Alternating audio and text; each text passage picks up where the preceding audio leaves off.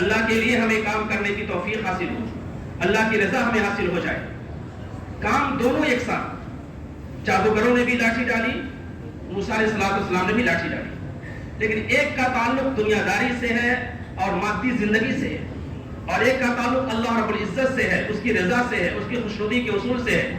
نتیجہ یہ ہوا کہ جادوگر شکست کھا گئے، ہار گئے اور ذلیل و رسوا ہوئے، اور موسیٰ علیہ السلام کامیاب ہوئے، اور ایسے کامیاب ہوئے کہ قرآن کریم میں ہے فَإِذَا هِيَ تَلْقَفُ مَا يَأْفِكُونَ، کہ جتنے ان کے سوانگ تھے یا جتنے ان کے سانپ تھے جو ادھر ادھر پھر رہے تھے، موسیٰ علیہ السلام کی لاٹھی نے سب کو نگل دیا۔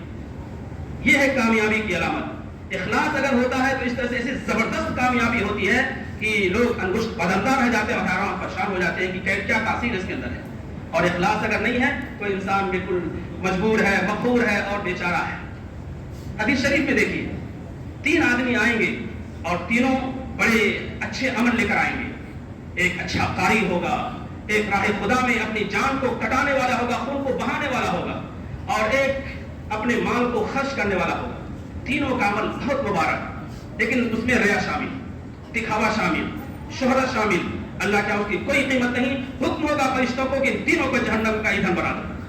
لیکن انہیں کے بالمقابل 3 آدمیوں کا واقعہ آپ کے ذہن میں ہوگا کہ تینوں غار میں پھنس گئے، ہر ایک نے اپنے ایک دنیاوی عمل کا سہارا لیا، بظاہر وہ دنیاوی کام تھا، ایک والدین کی خدمت تھی، دوسری طرف برائی سے بچنا تھا، تیسری طرف امانت کی ادائیگی تھی، دنیاوی عمل تھا، لیکن اللہ کے جذبے، اللہ کے حکم کی تعمیل میں تھا، اللہ کی خوشنودی کی تلاش میں تھا۔ نتیجہ یہ ہوا کہ غار کا منہ کھل گیا اور یہ کامیاب ہو گئے۔ تو صرف نیت کا قبلہ درست کرنے سے اتنی زبردست تبدیلی آتی ہے۔ کچھ نہیں کرنا ہے، بس اللہ کا استحضار رہے، اللہ کی طرف قلب متوجہ رہے، پھر اللہ تعالیٰ زندگی میں تبدیلی لاتے ہیں، اور ایسی تبدیلی لاتے ہیں کہ انسان کی زندگی بالکل بدل جاتی ہے۔ ہر چیز کے 2 پہلو ہوتے ہیں، ایک اس کی ظاہری شکل ہوتی ہے اور ایک اس کی باطنی شکل ہوتی ہے۔ ظاہری شکل میں جیسے جسم ہے، اس کی یہ ظاہری شکل ہے، اور روح ہے، اس کی باطنی شکل ہے، اندرونی شکل ہے۔ اگر کسی جسم سے روح نکل جائے تو انسان لاشے بے جان ہے، اس کو قبرستان میں لا کر قبر میں دفن کر دیا جائے گا۔ لیکن اگر یہ جسم ہے تو سلام و مصافحے ہیں، دعوتیں ہیں، تمام مجلسیں ہیں، تمام رونقیں ہیں، تمام خوشیاں ہیں۔ اسی طرح سے اعمال کی ایک ظاہری شکل ہوتی ہے اور اعمال کی ایک باطنی شکل ہوتی ہے۔ تو اعمال کی ظاہری شکل بھی اچھی ہونی چاہیے اور باطنی شکل بھی اچھی ہونی چاہیے، تب اللہ تعالیٰ کے اسے قبولیت کا حق حاصل ہوگا۔ اسی وجہ سے لکھنے والوں نے لکھا ہے کہ اعمال کی قبولیت کے 2 بنیادی شرط ہیں۔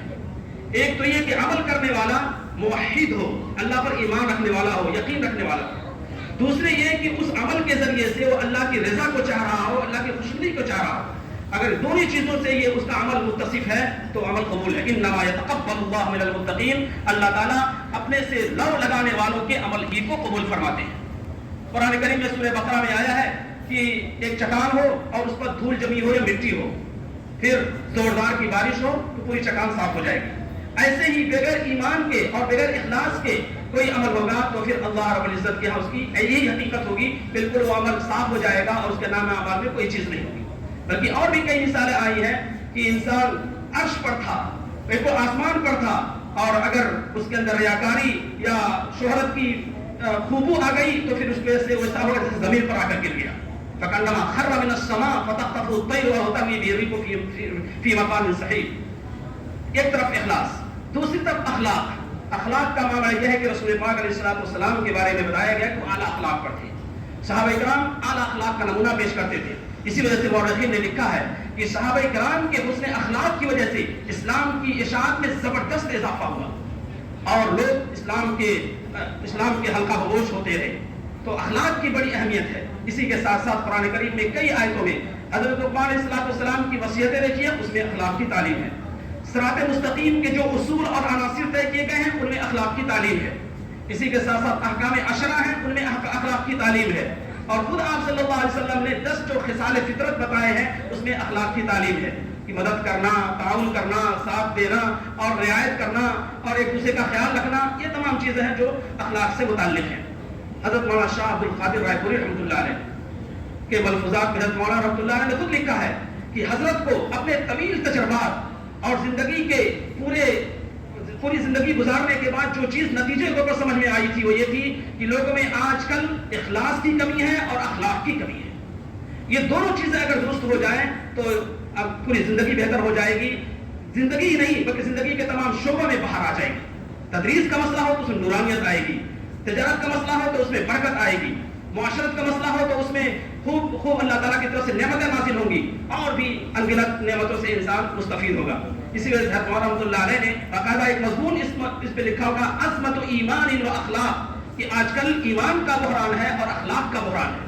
یعنی ایک طرف اخلاص کا بحران ہے اور ایک طرف اخلاق کا بحران ہے. ان دونوں چیزوں کو اگر درست کر لیا جائے تو اللہ تعالیٰ کی طرف سے ایسی نعمتیں برسیں گی کہ انسان سوچتا رہ جائے گا اور پھر اس کو خوشیاں بے شمار خوشیاں نصیب ہوں گی.